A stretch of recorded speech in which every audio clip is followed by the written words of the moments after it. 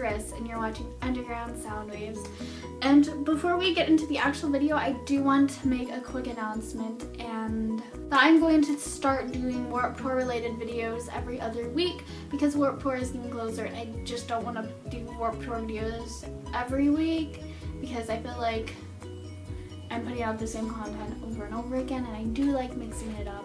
So every other week I will do Warped Tour related videos because I still want to continue that short series I did start. And so getting into the actual video that I'm making this, why I'm making this, I am making my 5 favorite vocalists. So let's just get started. Sorry about the cat meowing in the background. I don't know where he is.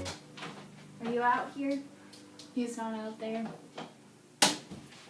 How far you can see my actual shortness. So let's get into this video. So starting off with number 5, we have Brenton Smith from Shinedown. So if you ever get the chance to see Shinedown live, I always suggest this to people. But if you ever get the chance to sing Shinedown live, totally would 10 out of 10 recommend you guys seeing them live. They put on a great live show, and Brenton's vocals sound just like the albums. So I can't think of a real pair two that are kind of opposite of each other songs I think you should check out if you are interested into getting into Shinedown's music, which would be Simple Man. It's a cover of Simple Man. And Sound of Madness. Sound of Madness is my personal favorite Shinedown song. So I feel like these songs show off Brenton's vocal ability the best. If you guys like this, then those songs, please let me know down below. So number 4, we have Dennis. I don't know how to say his last name. I attempted to say it in a previous video like a year ago, but I'm not going to try again. So as you may know, Danny left the band sometime in 2015, or maybe it was before 2015, but they had to get Dennis. And I never listened to any of Dennis's other bands. All I know is that he has an incredible voice. Some songs you should check out are The Lost Souls, and I think it's Homecoming or something. I'm Coming Home. It's something like that. So Dennis is able to do low screams and high screechy screams, which are present in his song The Lost Souls. I love that song off that album. It's so good. All these songs I'm mentioning, I will have links to down below in the description, because I'm just stating my opinion and I want you guys to listen to these musicians and vocalists because I think they do have something special to offer to the table. But a little side note, I was coming home from Oregon because I was visiting the UFO. I've been blasting the Black. I realized Dennis has a very similar voice to Jared Leto. I don't know if anyone else realized that, but that's my personal observation. Okay, number 3, we have Tyler Joseph, and you probably recognized the intro song that I was playing on this very near and dear piano.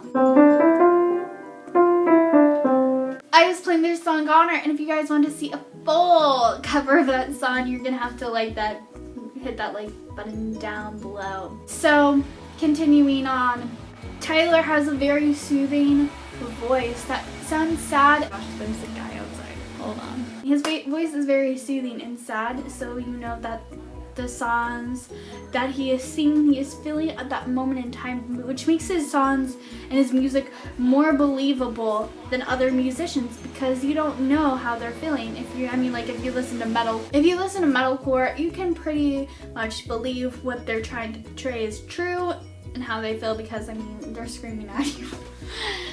So, but I really appreciate that about Tyler and 21 Pilots because I feel like they do believe in the music that they're making, which is really cool.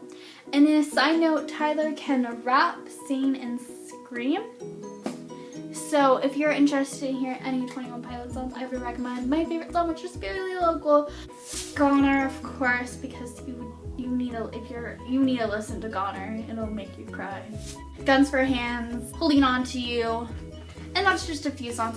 At number 2, we have All These Sakes. And if you're an old school, like, Suicide Season, that those albums are your favorite, I do appreciate those albums. But I feel like his albums, or Bring Me the Horizon's albums, Sempiternal and That's the Spirit, really do show off Ollie's voice to an extent we didn't get to see in those previous albums. When I think of voices, I think of them being raspy or smooth, and Ollie is really good at using, he has a very smooth voice, but it can be raspy at where it needs to be, which I really do like. It's not overdone with the raspiness when he sings, and when he uses that smooth voice, it's very comforting.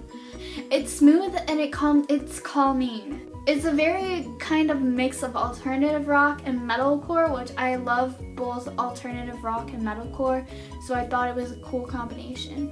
So you probably already know what band is going to be my number 1 band. It's gonna be Garth Motionless. I'm sorry, guys, but if you ever listen to a full Motionless In White album, because I know a lot of people don't give them a lot of chances, because I mean, like, they wear makeup and they're guys, and it's not normal.